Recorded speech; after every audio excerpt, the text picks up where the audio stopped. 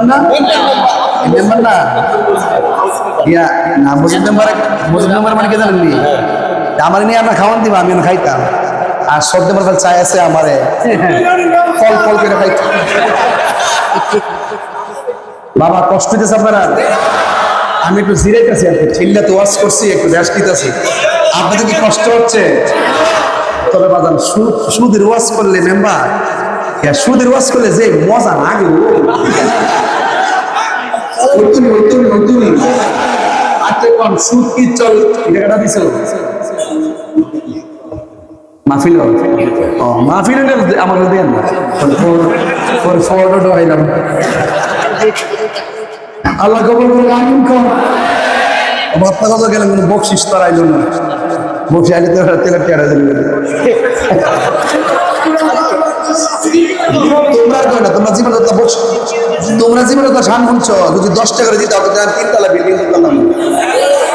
on জানে তা সব মানুষ খাওয়াই মারহাবা জোরে কর আর দোতলা এটা তো আমার হাত বাড়া মনে হয়েছে জোরে কর আমি কি করছি আরে না হইছে না বিল্ডিং থাকি দোকান না লাগবে আমি নাম যা যাব আমি বাড়ি বাড়ি গরিব মুসাফির যা দিয়ে থাকে মেম্বার কইছে স্টেজে খাওয়ান দিব আমার জীবনটা তেমন আগে দরজা লাগায় 10 প্রকার আইটেম দিয়ে ইচ্ছা মতো কামড় করে খাই তারও ওই মেম্বার এনে বলে দিব দিন খাই জিডি বেতন আছে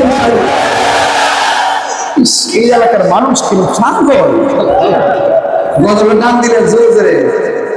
মদিনা মদিনা আসে মদিনা দিদার যে তাদো তুমা দিদার যে তাদো তুমা মাওলানা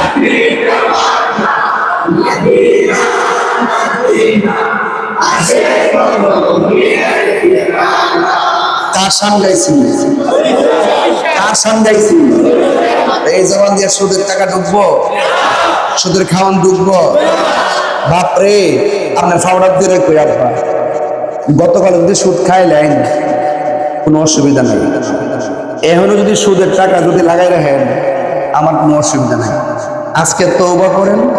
কালকের থেকে আমি আর সুদ খাইতাম না দেখবেন আমার অতীতের গুনাহ মাফ হয়ে গেছে সুদ খাওয়া কি হালাল না হারাম যে ঘরে সুদ চলে এই ঘরে রহমত থাকে যে সমাজের সুদ থাকে এই সমাজ রহমত থাকে না যে দেশে সুদ চলে এই দেশে শান্তি হবে এই জন্য সুদখুর ডিরেক্ট সুদখুর আমি শুরুতে এত শুনলেন চিল্লাইতেছি সুদখুর কি হবে বেঁচে থেকে যদি না করতে পারি সুদ মুক্ত সমাজটাকে কি হবে বেঁচে থেকে যদি না করতে পারি সুদ মুক্ত সমাজটাকে কি হবে আলেম হয়ে ইমাম সাথে সমাজে যদি না হক কথা উচ্চ সুরে না বলিবে চাকরি বই করো যদি ছেড়ে দাওই না গদি চাকরি বই করো যদি ছেড়ে দাওই না গদি কি হবে ধোঁকা দিয়ে আল্লাহ হবে কি হবে বেঁচে থেকে অযথা বিদ্যা শিখে যদি না করতে পারি সুদ মুক্ত সমাজটাকে কি হবে বেঁচে থেকে কি হবে আকাশ ছোঁয়া বিলাস মহল বাড়ি গাড়ি না খেয়ে কত মানুষ পড়া পারে দিচ্ছে বাড়ি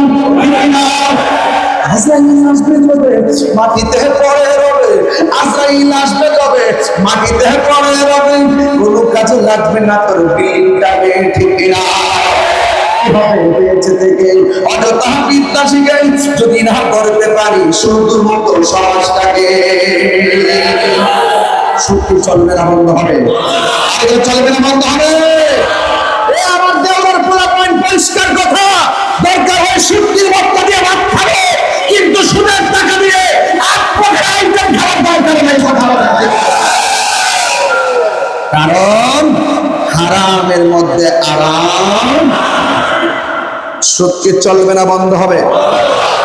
আমাদের দেশের ম্যাক্সিমাম মসজিদের কমিটির মধ্যে ম্যাক্সিমাম সুদ